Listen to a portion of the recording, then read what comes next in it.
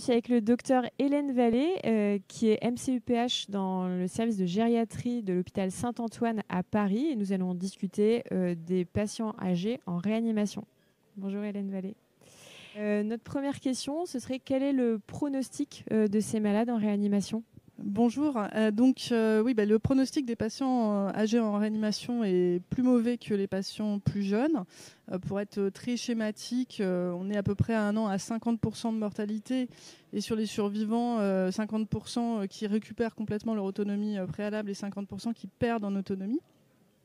Mais ce qui est intéressant dans les données de la littérature, c'est que on a une période qui est vraiment critique, qui est la période des 3 premiers mois. Donc il ne suffit pas de sortir vivant de réanimation. En fait, derrière, il y a encore un parcours qui est long et difficile.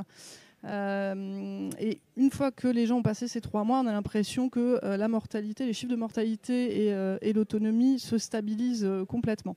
Donc probablement que cette période est importante et nous, gériatres, on peut avoir un rôle à jouer pour améliorer le pronostic de ces patients et améliorer aussi, ou en tout cas accélérer leur récupération fonctionnelle de par la spécificité de notre spécialité. C'est-à-dire, on gère les décompensations de comorbidité, les complications post-réa éventuelles.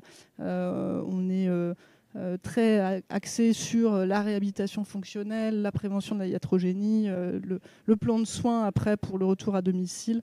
Voilà. Alors on sent bien que ce qui est primordial, effectivement, c'est la réhabilitation de ces malades après la réanimation.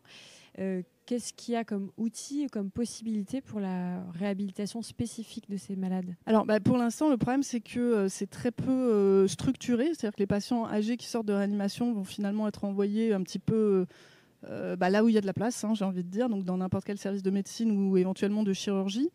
Mais il n'y a pas du tout de filiarisation et de structure dédiée en sortie de réanimation en gériatrie pour ces malades. Donc nous, on a monté une unité pilote sur Saint-Antoine qui est montée sur un fonctionnement USC. Donc on a un ratio de personnel qui est bien plus bénéfique aux patients. On a une infirmière pour 4 malades, alors qu'en gériatrie aiguë, on est plutôt à 1 pour 10. On a la possibilité de les prendre rapidement en sortie de réanimation parce qu'on peut faire un petit peu d'optiflow, on peut faire de la surveillance scopée, on peut gérer les cathés centraux, en tout cas les cathés veineux. Voilà, donc ça permet de sortir rapidement les patients de réanimation, de débuter précocement la réhabilitation fonctionnelle, de gérer toutes les complications parce qu'ils en font beaucoup, et d'anticiper, comme je disais, le plan de soins pour une sortie qui soit efficace sans retour en hospitalisation. Et on assure aussi le suivi de ces malades, et notamment pour la détection et la prise en charge du PICS éventuel, donc du syndrome post-réanimation, avec notamment la valence cognitive et l'évaluation cognitive, mais aussi l'évaluation des performances motrices, de force musculaire, d'équilibre, etc., dans les mois qui suivent leur sortie d'hospitalisation.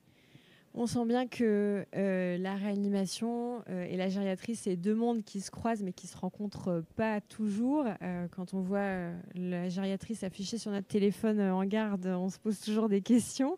Qu'est-ce que vous proposeriez pour qu'il y ait plus d'échanges et plus de rencontres dans ces deux spécialités ? Oui, alors moi je trouve que c'est 2 spécialités qui se ressemblent beaucoup. Si on met de côté toute la technicité de la réanimation, mais on a dans les 2 spécialités affaire à des patients qui sont complexes, à des adaptations des protocoles de soins aussi en fonction de la gravité des patients, de leur autonomie préalable, toutes les discussions éthiques aussi. Voilà, il y a plein de choses communes entre les 2 spécialités. Malheureusement, je trouve que les 2 spécialités ne se connaissent pas suffisamment. Les gériatres connaissent très mal la réanimation, les réanimateurs généralement connaissent très mal la gériatrie.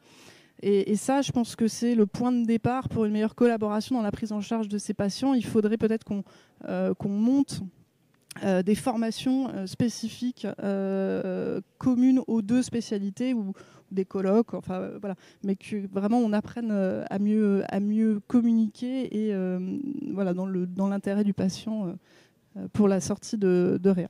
C'est un beau message en tout cas pour conclure, pour faire en sorte que ces 2 spécialités arrivent à mieux échanger et mieux se connaître. Donc merci beaucoup Hélène Vallée.